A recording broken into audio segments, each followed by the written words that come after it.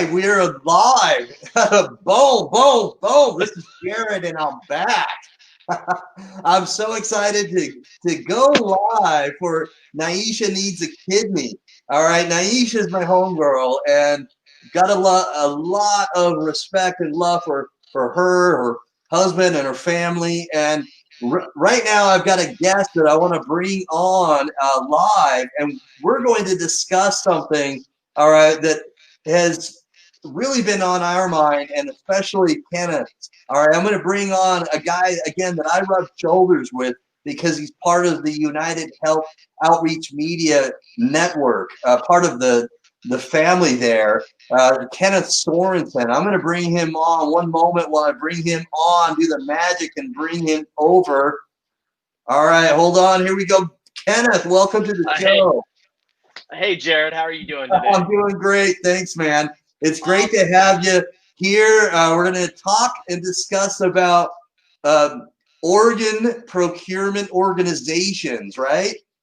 You're exactly right. I was lucky enough to, I went to an event a few weeks ago, and I reached out to this organization that's obviously based in South Carolina called Sharing Hope South Carolina. And they're an organ procurement organization. So I sent them a message saying, hey, I might want to get involved. And, rather than waiting for their next kind of ambassador training session, they scheduled one specifically for me. So that was really nice. And so I went there today, and I learned a little bit more about it and things like that. And I found it, pretty interesting. A lot of the stats they talk about and things like that are very interesting. And, I think all states have this kind of organization. Like in Naisha's state, it's called Indiana Donor Network. And what organ procurement organizations do is one of their main focus, as you could tell by the name, is they actually get organs and take them places. So like in South Carolina, there's only one transplant hospital. Well, what happens if an organ becomes available in Greenville, which is at the upper end of the state? Well, this organization picks up the organ and brings it down to MUSC as quickly as possible. So that's one of their main jobs. Another job they have is to kind of help donor families, particularly deceased donors, but they help living donors also.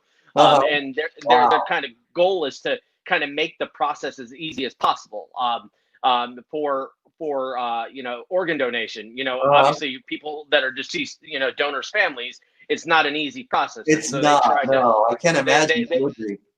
They try to make it as easy as possible, and because South Carolina in particular is a first person donation state. So what that means is if I sign up to be an organ donor at my driver's license or through one of the websites that you can do that in South Carolina, even if your family's completely against it, they still are allowed to.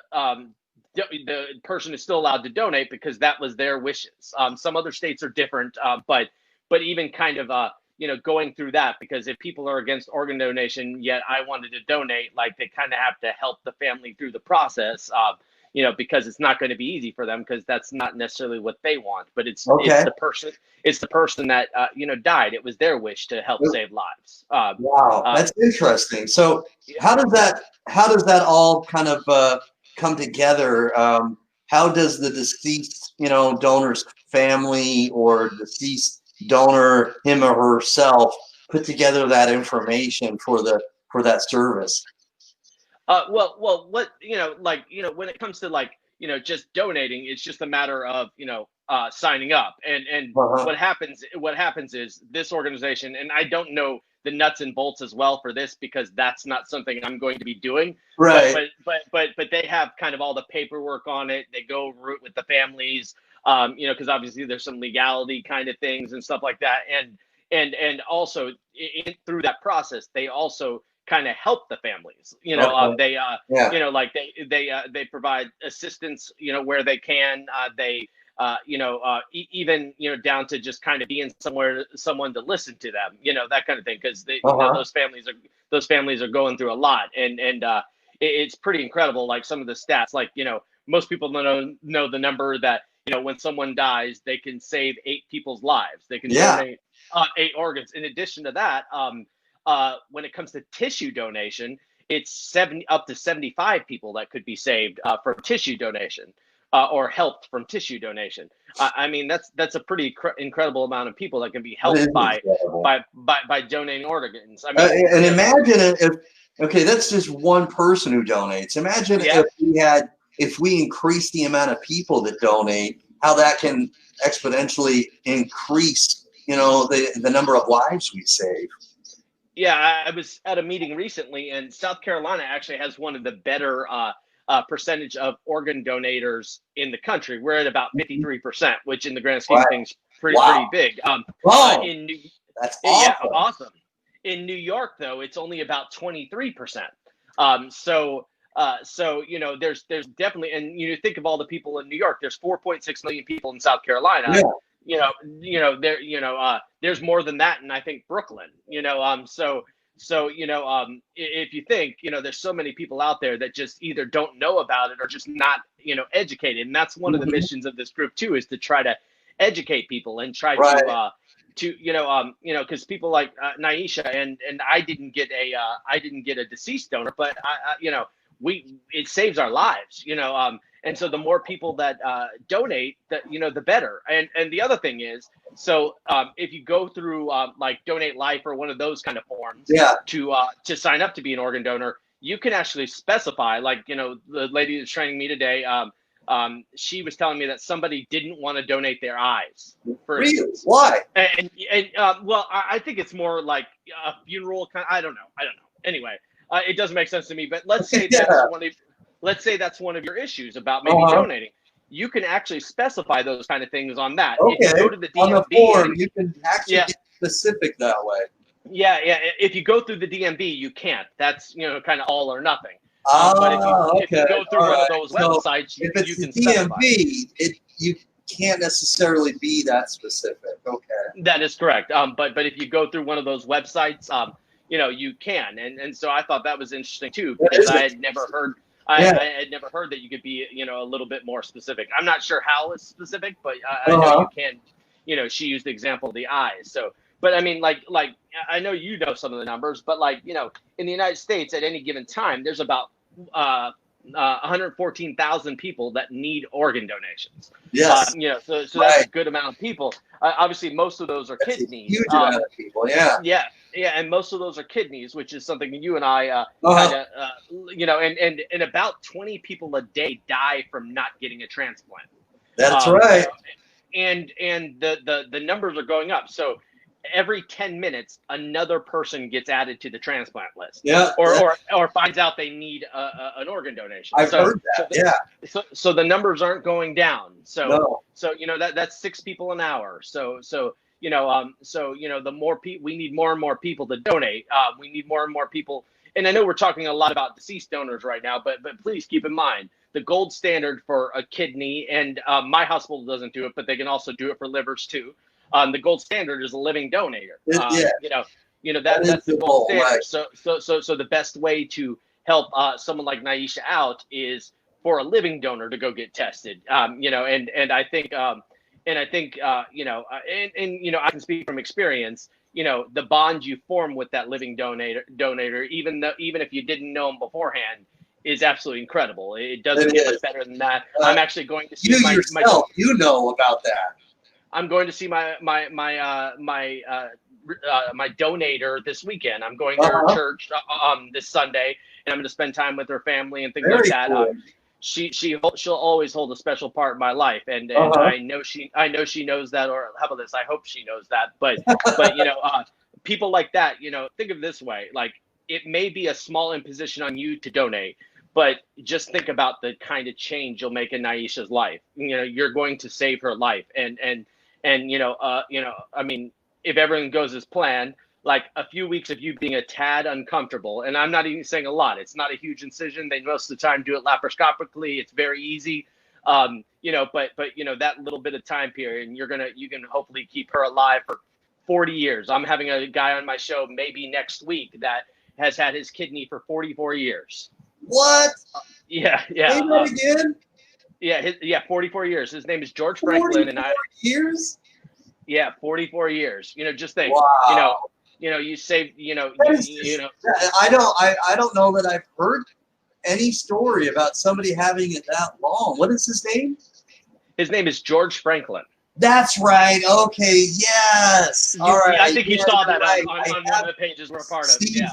Yeah. He's been a big follower of Steve Belcher's, and he has commented very frequently. Okay. Right. I remember that guy.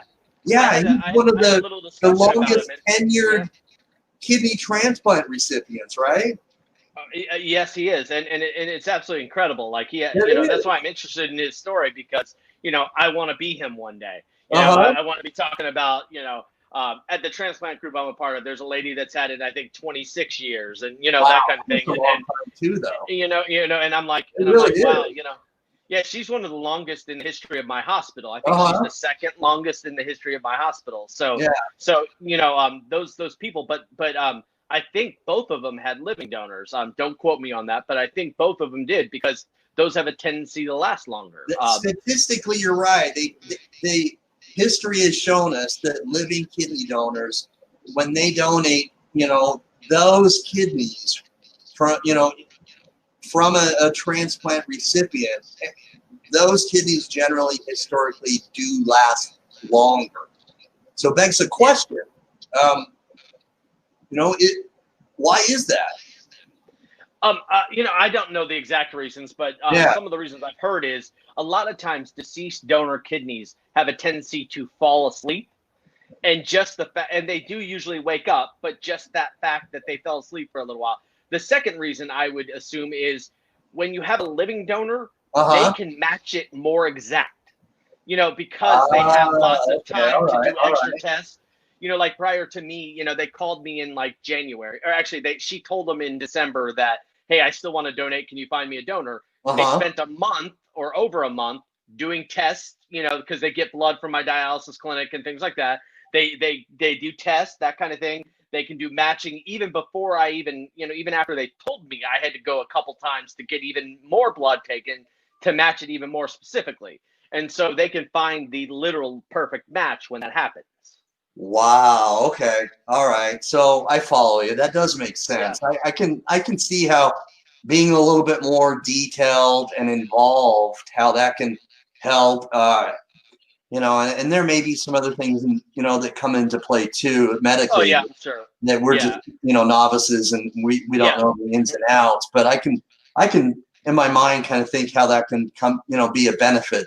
Sure. Yeah, and I can say in my case, like literally, I mean, my numbers aren't as good as maybe some other people, because I feel like I talked to someone that said theirs after, a long time, their creatinine was like 1.1. Mine's like 1.5 to 1.7, but it's literally been consistent since I got my transplant. So, so the doctor's point is that might just be your new normal, which isn't bad, but I literally have had no issues with blood work or anything like that. There's no sign of rejection. That kind of thing. And I'm on a fairly low dose of all the medicines that we need to take. There's a guy I know that's had his 20 years, and I'm on the same dose of Prograf as he is. And he's had his 20 years, and I've had mine 9 months. And yet again, that a lot of that has to do with kind of just having a living donor and having the right match. And hopefully through like our conversations and the Facebook page and stuff, like, someone will reach out for Naisha. Like, you don't have to know her, you don't have to have any contact with her. And to be honest, you don't even have to be a match. Not at all. The Parrot exchange program is very prevalent right now. It's incredible. Actually, at my hospital and Harvard we're having, and this is before I knew I was getting a donor, had kind of a study where I had to do watch some videos about the Parrot exchange program throughout. Like, I probably have to do another one, I don't know, in the near future or something like that, just to kind of test like how effective the videos they're coming up with on explaining it are, that kind of thing, because lots of hospitals realize that that's kind of the wave of the future is the Parrot exchange program. Where it's trending. I mean, it's so instrumental in saving multiple lives, and what it does too, Kenneth, and this is what sometimes people don't quite understand, is it actually speeds up the process of people getting their lives saved. Because when we have a chain of donors, living kidney donors, then multiple people are involved, and it speeds up the process where these people, if they didn't have that paired exchange program, okay, would be waiting much longer for something to come to them. And it speeds it up. Exactly right. Yeah. I mean, and just think, the chain could have 6 people in it. So one thing could happen and 6 people could get a kidney all in, within a couple days, that kind of thing. I mean, that's 6 lives saved just like that. Just like that. And so incredible. So like, don't think because you and Naisha don't have the same blood type or whatever it is, don't think you can't be a donor. Still get tested. Still find out. People are needing organs, and with that paired exchange program, you may be someone that matches with someone in California, and that person matches with Naisha. That kind of thing. And next thing you know, 2 people are getting kidneys and neither one of them had an exact match. Right. And in many cases, they never had any sort of connection before. No, you're exactly right. They didn't know each other, and they come from different states. I mean, it could be something that really it's powerful. It is. I've spoken with people that have started these chains of donor, living kidney donor chains. Amy Martin has done that, and she's in Nevada. I mean, it ended up there were like 9 people that ended up getting their lives saved because of what she was connected with. And, and she's actually now still an advocate, and she works with Donate Life in Nevada, and it's awesome. And that there are other people that I've talked and spoken with, and I've discussed it with them, and there are multiple cases where paired exchange program has saved just a multitude of lives. And if they didn't have that, again, they would be waiting far much longer. Okay, they say on an average 5 to 7 years. I don't know who comes up with that average, because most people that I talk, that I've spoken with, wait far longer than that. I mean, it's crazy how that seems like what they tell everybody. It's like a canned speech or something, right? Well, I think it depends on what region you live in. Yeah, right. All seriously, because in my region, because South Carolina has such a high, donor sign-up rate, like people get organs, I guess, a little bit faster than other places. That kind of thing. So it really depends on the region. I know, particularly a lot. It seems like out west, it's pretty bad. Up northeast, where there's a high kind of center of population, is pretty bad. That kind of thing. And people don't realize it. That wait is excruciating. Especially, those of us that went on dialysis, like that's just a horrible, you feel like you're almost, I mean, I hate to say it this way, you're waiting to die, Right. And I think that people don't I mean, I know it's cliche, and I was talking to the lady about it today. People don't really realize the importance of organ donation until someone they know is affected by it. Right. Or Once they're connected somehow, whether it's a loved one, a friend, or someone, maybe a coworker, then it starts to kind of register, and they understand it and get a glimpse of it anyway, a glimpse of it. Yeah. Yeah. I mean, and yet again, I can't fault them. That's not, No. I mean, for the most part, we don't have a tendency to study things unless we need to, Right. or learn about things unless we need to.